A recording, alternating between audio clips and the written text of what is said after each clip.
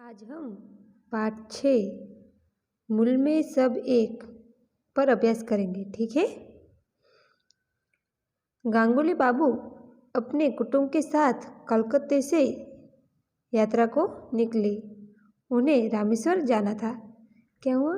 गांगुली बाबू और उनके कुटुंब के साथ परिवार के साथ कलकत्ते से यात्रा के लिए निकले। और कहाँ जाना था? रामेश्वर जाना था। रास्ते में जगन्नाथपुरी और तिरुपति के मंदिरों के दर्शन करके वे मद्रास पहुँचे। क्या हुआ? रास्ते में जगन्नाथपुरी और तिरुपति के मंदिर आए तो तब वहाँ दर्शन करके वहाँ मद्रास पहुँचे। आसपास के दर्शनीय स्थल महाबलीपुरम और पक्षी तीर्थ आदि देखे। जो आसपास के दर्शनीय जो देखने वाले दर्शनीय स्थल है महाबलीपुरम, पक्षी आदि तीर्थ स्थान पर देखा। मद्रास यानी कि चेन्नई में स्नान किया। फिर तो वो सब वहाँ मद्रास में स्नान किया। रात की गाड़ी से उन्हें रामेश्वर जाना था। क्या हुआ?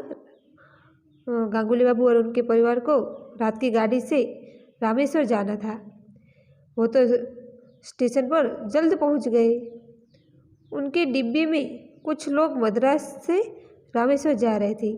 क्या हुआ? रामेश्वर जो गांगुली बाबू थे उसके डिब्बे में कई लोग थे। वो मद्रास से रामेश्वर जा रहे थे। उनसे गांगुली बाबू की जान पहचान हो गई। फिर तो गांगुली बाबू है उन लोगों से मिलजुल गए, जान पहचान हो गई।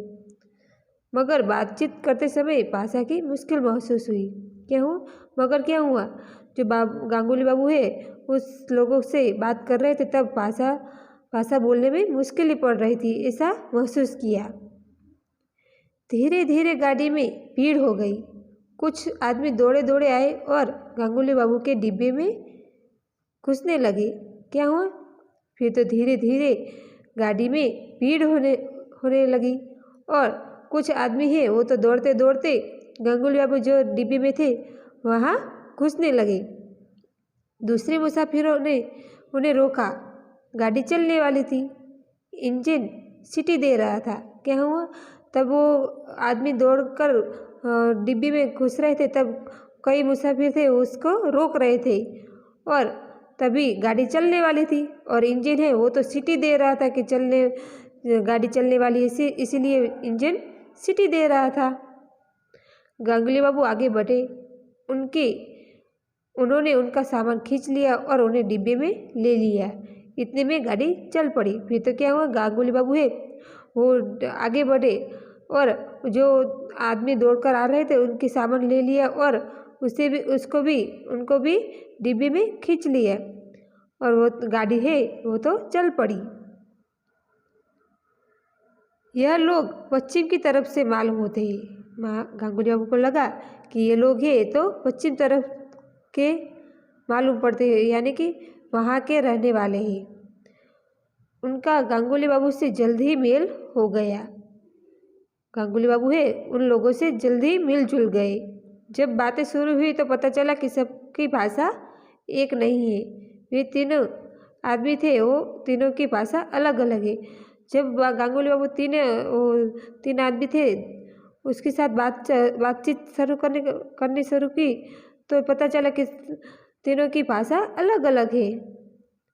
एक की भाषा हिंदी, दूसरे की मराठी और तीसरे की गुजराती।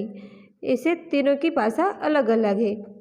गांगुली बाबा उनसे टूटी फूटी हिंदुस्तानी में बात करने लगे। तो गांगुली बाबू है उसको तो मराठी और ऐसी भाषा नहीं आती थी तो वो हिंदी में टूटी फूटी हिंदी में बातें करने लगे। दोपहर को गाड़ी रामेश्वर पहुंच गई। फिर तो रात के दोपहर को गाड़ी है ट्रेन है वो रामेश्वर पहुंच गई। सब लोग उतर गए। कुछ ऐसा इत्तेफाक हुआ कि उनमें से बहुत से लोग एक ही धर्मशाला में पहुंच गए। कुछ ऐसा इत्तेफाक अचानक ऐसा हुआ कि जो लोग गाड़ी में थे वही लोग धर्मशाला में पहुंच गए। बराबर के कमरे में वो उड़िया पासी ठहरे थे। क्या हुआ कि बराबर के कमरे में उड़िया पासी होते हैं वो ठहरे थे। वे भी लोग वे भी मंडली में शामिल हो गए। वो लोग भी इस मंडल में शामिल हो गए। सब लोग हाथ मुंह धोकर मंदिर के दर्शन के लिए गए। फिर तो सब लोग धर्मशाला में पहुंचकर हाथ मुंह धोकर मंदिर के दर्शन के लिए गए। वहाँ उसी धर्मशाला के 2 आदमी और मिल गए। फिर तो क्या हुआ कि वहाँ जहाँ धर्मशाला के 2 आदमी थे वो भी वहाँ दर्शन के लिए गए थे, वहाँ मिल गए। उनमें से एक तमिल भाषी और एक कन्नड़ भाषी थे। क्या हुआ, वो दोनों भी अलग अलग भाषा के थे, तमिल और कन्नड़। दर्शन करके वे बाद सब बाजार गए। फिर तो सब लोग दर्शन करके वो बाजार गए। वे कुछ नाश्ता करना चाहते थे। सब लोग कुछ नाश्ता करना चाहते थे। तमिल और कन्नड़ भाषियों को मनचाही चीज़ खाने को मिल गई। जो तमिल और कन्नड़ भाषी के लोग आदमी थे उसे जो पसंद था वही चीज़ खाने को मिल गई। औरों ने भी कुछ खा पीकर अपना काम चला लिया और जो लोग थे वो भी कुछ भी खा पीकर अपना काम चला लिया। मगर सबने शाम को भोजन खुद बनाना तय किया। फिर क्या हुआ, सब लोग वो शाम को खुद ही भोजन बनाने को तय किया। बाजार से लौटते समय सब खाना बनाने का सामान लेते आए। फिर तो सब बाजार से लौटते समय, वापस आते समय खाना बनाने का सामान लेकर आए। शाम को सबने अपने ढंग से अपना भोजन बनाया। फिर तो शाम को जब सब लोग अपने अपने तरह से कैसे बनाते ही वो भोजन बनाया। गुजराती बंधु ने खिचड़ी बनाई। बंधु यानी कि भाई, जो गुजराती भाई है उसने क्या बनाया, खिचड़ी बनाई। सबने मिलकर एक दूसरे का बनाया हुआ भोजन खाया। सबको यह ढंग बहुत पसंद आया क्योंकि सब लोग अपने अपने तरह के गुजराती की वानगी बनाता है, उसी तरह मराठी की, इसी तरह सब लोग अपनी अपनी तरह की वानगी बनाकर मिलजुल कर एक दूसरे का भोजन खाते हैं। सबको यह ढंग रीतवाद है वो बहुत अच्छा लगा, पसंद आया। खा पी कर सब एक साथ जमा हुए। फिर तो खा पी लिया और सब एक साथ जमा हुए। आपस में बातें शुरू की तो हर एक को भाषा की मुश्किलें महसूस हुई। फिर तो सब लोग जमा हुए, तब बातचीत शुरू की और सब बात करते करते सबको एक दूसरे के साथ बात करते करते भाषा बोलने में मुश्किलें पड़ने लगी, ऐसा महसूस होने लगा। गांगुली बाबू बोले, हमारा देश बहुत बड़ा है, यहाँ बहुत सी भाषाएं बोली जाती है। हर एक आदमी देश की सब भाषाएं नहीं सीख सकता। क्या कहते हैं गांगुली बाबू कि हमारा ये देश है बहुत बड़ा है और हमारी भाषाएं भी कई भाषाएं हैं और एक आदमी है जो सब भाषा नहीं सीख सकता है, सभी भाषा उसको नहीं आती। इसलिए सबको एक भाषा हिंदी सीख लेनी चाहिए। क्या कहते हैं गांगुली बाबू, तो हम सबको एक जो भाषा है वही हिंदी सीख लेनी चाहिए। हमारे गांधी बापू इसे राष्ट्रभाषा कहते हैं। किसे, जिस हिंदी भाषा है वो उसको हमारे गांधी बापू है उसने राष्ट्रभाषा कही है। तो सबने कहा हाँ यह ठीक है कि हम हिंदी भाषा सीख ले, तो हम जहाँ भी जाए तो हिंदी भाषा बोलकर हम सामने वाले को समझा सकते हैं। इसलिए हमें हिंदी भाषा सीखनी चाहिए। इसे हमें हाँ कही। फिर हर एक ने अपनी अपनी भाषा का एक भजन सुनाया और यह कार्यक्रम बहुत से पसंद आया।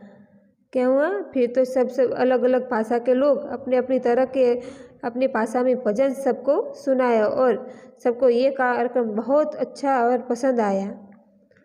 रामेश्वर में वे कई दिन ठहरे। फिर तो सब लोग रामेश्वर में वे कई दिन रुके। आपस में सबसे मेल हो गया और गांगुली बाबू को आपस में एक दूसरे के साथ अच्छे से मिलजुल गए। शाम को सब साथ मिलकर भोजन करते थे।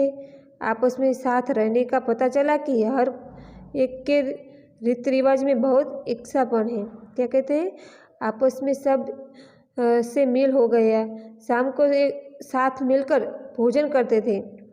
आपस में रहने से पता चला है, एक दूसरे के साथ रहने से पता चला कि सबके रीति रिवाज में बहुत सा एकसापन है, एक साथ रहने का भाव है। भिन्नता सिर्फ ऊपरी में है। क्या कहते हैं कि भिन्नता है, अलगता यानी कि ऊपरी में, उसके दिखने में ही अलगता दिखाई देती है, पर भीतर में तो एक ही है। तो कहते हैं कि मूल में सब एक है। मूल यानी कि उसका स्वभाव तो अच्छा है, मूल में तो सब एक ही है। देखने में भले देखने में वो अलग लगते हैं, फिर मूल में तो सब एक ही है, ऐसा गांगुली बाबू कहते हैं। अस्तु।